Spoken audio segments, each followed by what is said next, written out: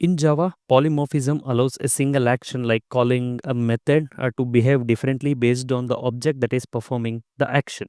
So think of an example for like remote controller as a reference type that can control different devices like TV, air conditioner, and a projector.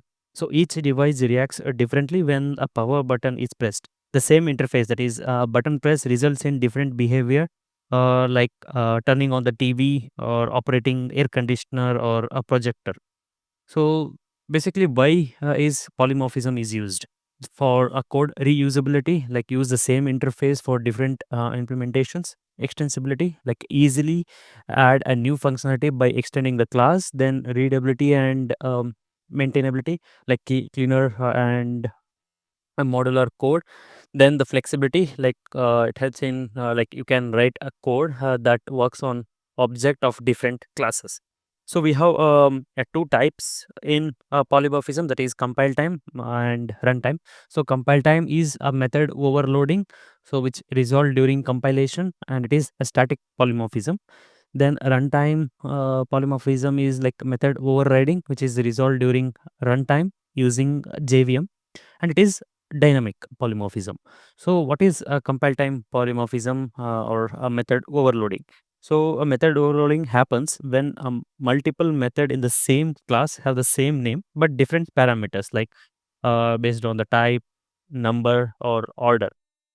So this is basically you have a class with a same method name with a different features, like different parameters, different type of parameters, and ordering and all. So here's a simple example. So I have a class called calculator.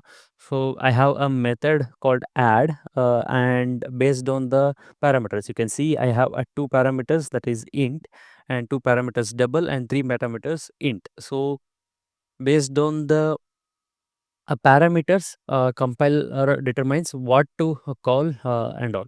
So how it works is like, here you can say I have created object for calculator, and I'm calling a method add by passing to int. So here compiler determines like based on two parameters, that is, here both the call has two parameters, but the first one is int, so it will call a method which contains two int.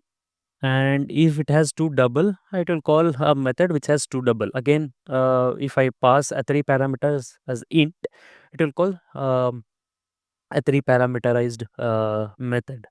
So this is how compiler determines which version of add to call based on the passed arguments. So now we have a runtime polymorphism, that is method overriding. So in method overloading, it happens within the class itself. Within the class, same method name. In case of method overriding, which happens when a subclass provides a specific implementation of a method that is already defined in its superclass. So here, superclass has a method name, and the child class will also have a same name. And based on the object type, during runtime, JVM will determine which one it be called. So here the example you can see, I have a two child class which extends a parent class called animal. So animal has a sound method. Again, the child class dog and cat also have a method sound. So when you create a dog object, uh, and you like using the dog object, if you call the method sound during runtime, JVM will take care of calling a dog's sound method. So as an example, you can see I have a reference type A. So even though I have a reference type as animal object, but the object type which I'm or created is dog. So if I use a dot sound during runtime, it will call dog barks, that is a dog type object.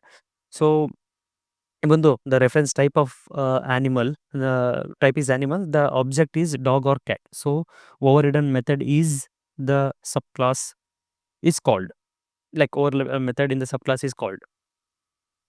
So at runtime, all these things happens during their runtime, and JVM take care of calling the methods. based on the object type. So it is the detailed code. So I have a class called employee and a field is name, and I have a constructor called employee, like just to initialize the field. And as this is a parent class, I have one method that is work. In child class, I have two child class, that is or subclass, that is developer or manager, which extends the employee class, and I have a same method name called work. So if I have created object type developer and I call the method work, it will call this method which says whatever the name passed is writing code, or if I call a manager's work method, it will say managing the team. So we can see I have created two object. So one is employee 1 and employee 2. So here you can see the first one is developer object type, and I'm passing a value alias, and for manager I'm passing Bob. So as employee 1 is object type developer, it will call object or class developers method. So you can see alias is writing code will be displayed.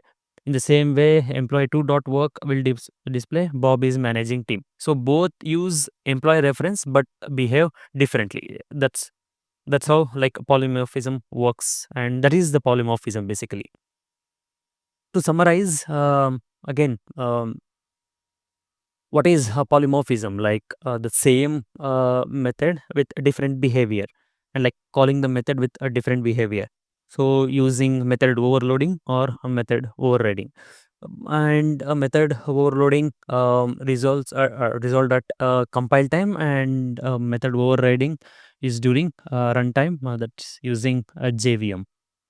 And the method signature must be different, and in case of method overriding, it should be same, like methods should be same, like you have seen. In case of a method overloading, the name should be same, but the features, like whatever the parameter you have and return type can be different, like it should be different, otherwise there will be conflict. In case of method overriding, the name, parameters, return type should be same. Then the method overloading happens within the same class, and method overriding involved in like parent and subclass. The use case, again, flexibility in method usage and dynamic behavior across the type for method overriding. So as I already discussed, like benefits of using polymorphism is code reusability and open or closed principle, cleaner architecture, and flexible and scalable applications. Let's see a simple example, system example in IDE. Like in shopping application, we can use payment option as credit card, debit card, UPI, or cash. All payment types perform the same action, that is making payment, but in different ways. So here is a perfect example. So I have a parent class called a payment with a method make payment. So if I call, or if I have created a object for payment and call the make payment, it will just print processing generic payment of a past amount. But here I have a 3 or 4 classes called credit card, debit card, UPI, and cash. All 4 extends payment with a same, like you can see I have overridden a same method, or I have overridden the parent class method, that is make payment. So this is a runtime polymorphism. You can see here I have a same method name and same parameter and return type. So based on the object type, so here is my main method. You can see I have created payment class object, and here first object is for credit card. So as the object type is credit card, if I call make payment, it will call credit cards make payment method.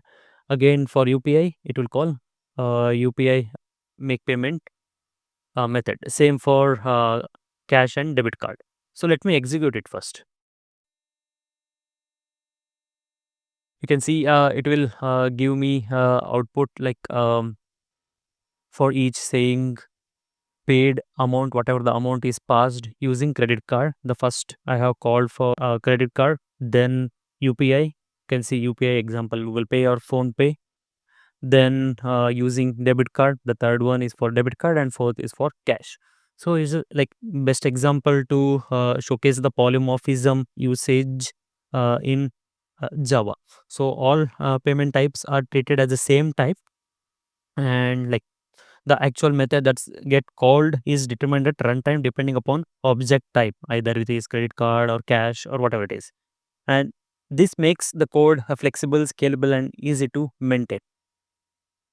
Yeah, this is about polymorphism in Java. Thanks for watching.